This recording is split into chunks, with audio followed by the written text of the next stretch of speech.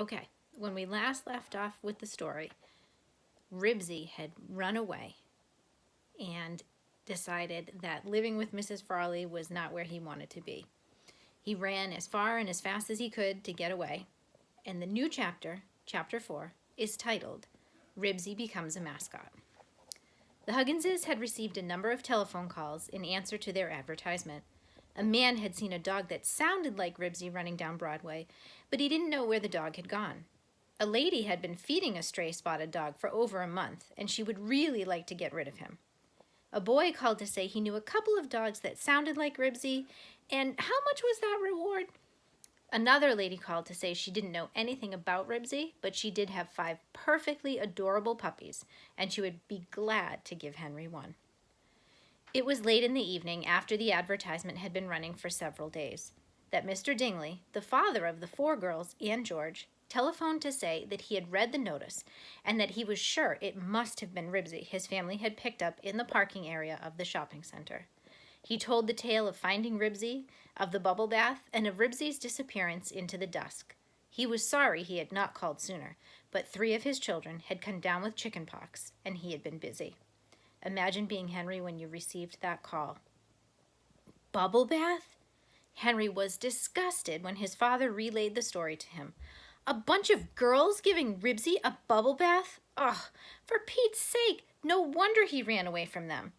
Well, at least we know the direction in which he went, said his mother. That's something we didn't know before. We'll let the ad run a little while longer and see if it won't bring some results, said Mr. Huggins. Bubble bath, muttered Henry. Bubble bath. By the time the advertisement had run for 3 weeks, the Hugginses had received several more calls and gone to look at 3 different dogs. Imagine how frustrating that would be. Your favorite dog is missing, and you have to go and visit all these other dogs, and they're not your dog. None of them was Ribsy. Well, Henry, I don't like to say this, said Mr. Huggins at last, but I think we might as well stop the ad. I can imagine the sounds you'd all be making when I read that part. Henry nodded. He could not think of anything to say. He was sure Ribsy had to be someplace, that someone must have him, but that someone quite plainly was not going to answer the advertisement in the newspaper. And why should he? Ribsy was such a good dog. Anyone would want to keep him. By now, Ribsy was back inside the city limits. He had learned from his own neighborhood on Klickitat Street that many people find their pets outside the back door or in a garage. This made his search for food fairly easy as Ribsy continued his journey. He had only to investigate backyards, and sooner or later, his nose led him to a dish with a few crumbs of food, or, if he was lucky, a whole bowlful. Unfortunately, most of the people whose yards he passed through kept cats. He gulped down several meals of rather fishy cat food, which weren't his favorite. Workmen eating lunches out of lunch buckets were another great source of food. Workmen tearing up the streets, workmen repairing telephone wires, workmen putting new roofs on old houses. All of them were glad to share a corner of a sandwich or a bite of a donut with a friendly dog.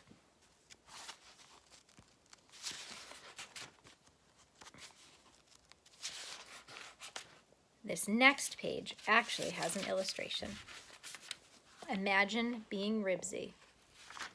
Imagine being in a city by yourself. Hunger was not Ribsy's problem. He was no longer sure of which way was home. None of the streets he followed seemed to lead to his street. He searched for something familiar, something that would lead him home to Henry Huggins.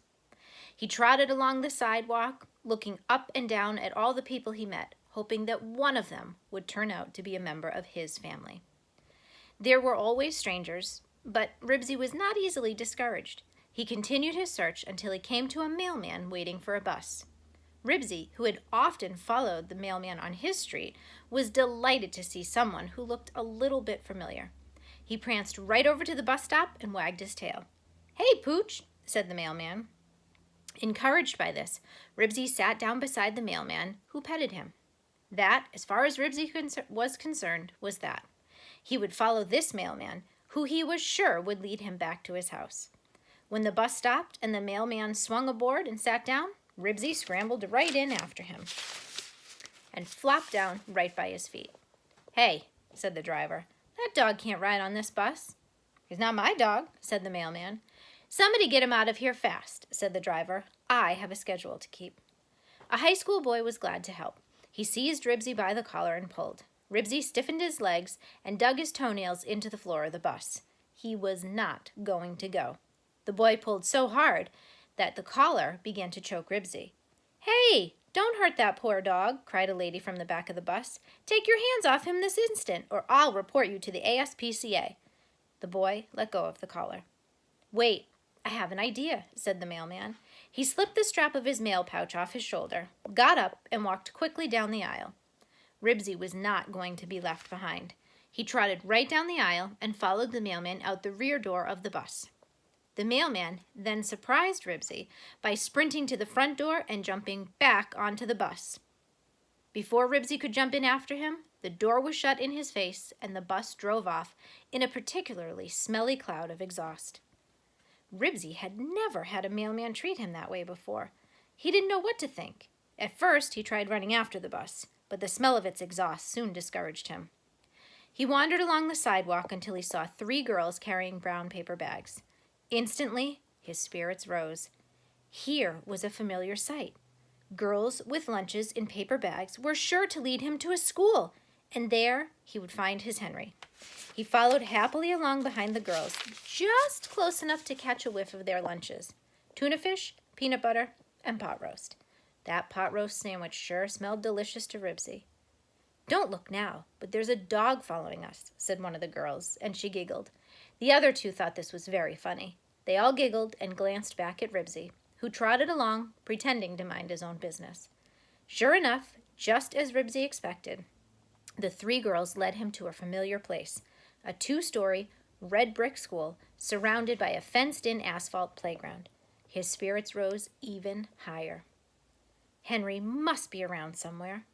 After noticing that the 3 girls left their lunches on a bench before they went off to play hopscotch, Ribsy put his nose on the ground and ran around the schoolyard, searching for the scent of his Henry Huggins. He picked up many scents of boys in sneakers, but not one of them was the exact scent of Henry. So Ribsy is now at a school, which I can only imagine is going to cause some interesting events to happen.